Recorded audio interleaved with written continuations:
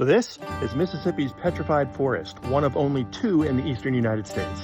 You can find this in Flora, Mississippi. It has a museum and it has a nature trail, which I'll show you right now. This is a cross-section of a sequoia, which is a tree from California, but it's here to show the relative size that some of these trees here might have been. The tree was cut down in 1941, but look at the years that this tree saw. Scientists estimate the petrified forest here to be about 36 million years old. It was formed when an ancient river used to flow through this area. There were fir trees and there were maple trees from upstream that got washed down here. Then they got trapped in Mississippi's clay and salt and formed rock. The trail alone is just really relaxing. You'll find specimens of the petrified wood along the trail marked with a little handy-dandy guide numbers. Then you just look in the trail guide to find out a little bit more about each one. And by the way, they also have a campground here in case you want to spend the night, and an old caboose for some reason. Here's another exposed petrified log, and up here is a cliff area that shows just how high that sediment piled on top of them. Unfortunately, a lot of damage was done to these in the early years before people realized that these were actually trees and not just rocks. This particular piece of petrified wood is nicknamed the frog because it kind of has that general shape. It weighs about 14,000 pounds, and you can see by the lines in here that it used to be driftwood. I don't know anything special about this one, I just think the tree's cool.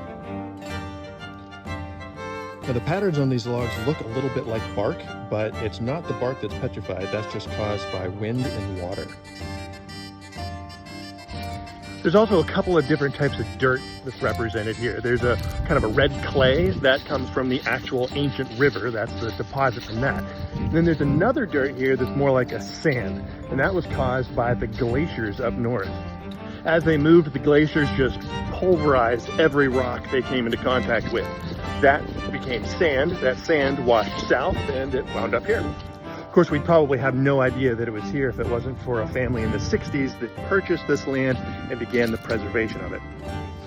And I forget this little guy's name, but he has been here for as long as I can remember, and he always greets folks when they come back off the trail. And of course, you can't go visit the trail without checking out the museum inside.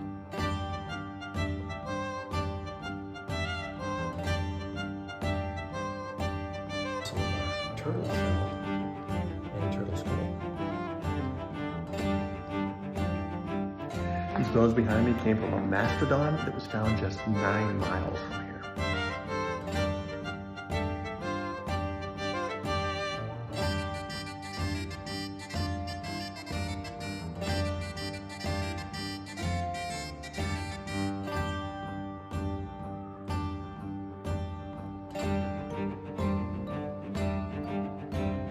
The park is privately owned, so it'll cost you about $7 to do the full walkthrough, but if you're a fan of history and you're a fan of rocks, it's totally worth it.